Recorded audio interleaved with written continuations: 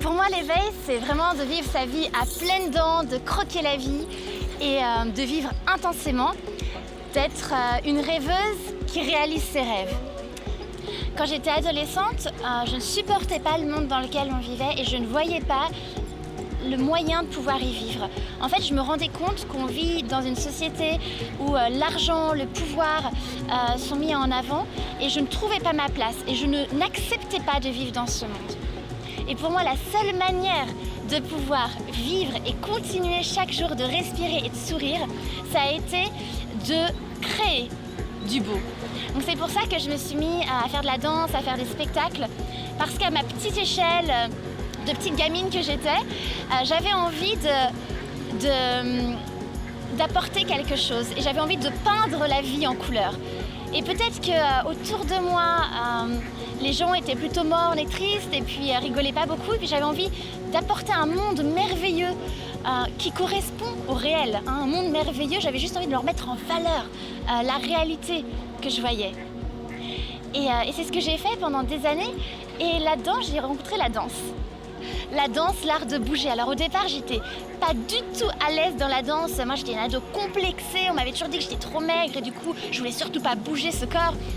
Et quand j'ai commencé à danser et à mouvoir mon corps, je me suis rendu compte de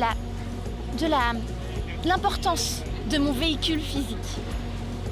Parce que jusqu'à maintenant, j'étais toujours dans ma tête et je pensais que être moi, c'était penser. Et j'ai découvert le ressenti à travers mon corps et l'acceptation de mon corps.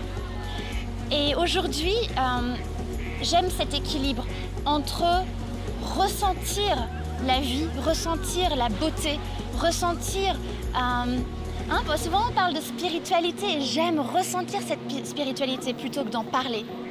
Donc je pense qu'il y a un bon équilibre à trouver entre je réfléchis à des choses, je prends conscience de certaines choses et ensuite je les ressens moi, je les vis, entre la théorie et la pratique.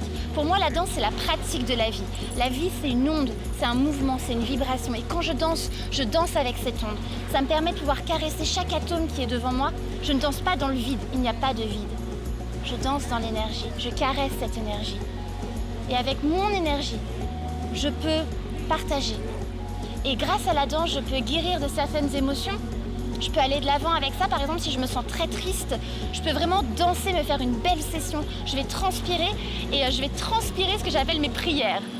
Je pose une intention avec ma danse et je vais la lâcher. Je lâche l'intention, j'ai plus besoin d'y penser. Rien que le fait d'avoir posé cette intention, je danse par exemple pour le pardon que je veux faire dans ma vie. Je veux pardonner à une personne et je vais danser pour le pardon.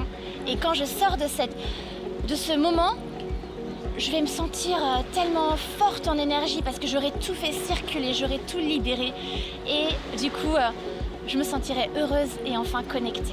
Et je pense que la part de ressenti dans notre mode de vie actuel a été beaucoup laissée pour compte. On est très mental et voilà, j'appelle vraiment les personnes à se reconnecter au ressenti à travers peu importe quelle technique que ce soit, le chant, la danse, l'art, parce que nous sommes tous des créateurs, des artistes, créateurs déjà de notre vie, de notre réalité.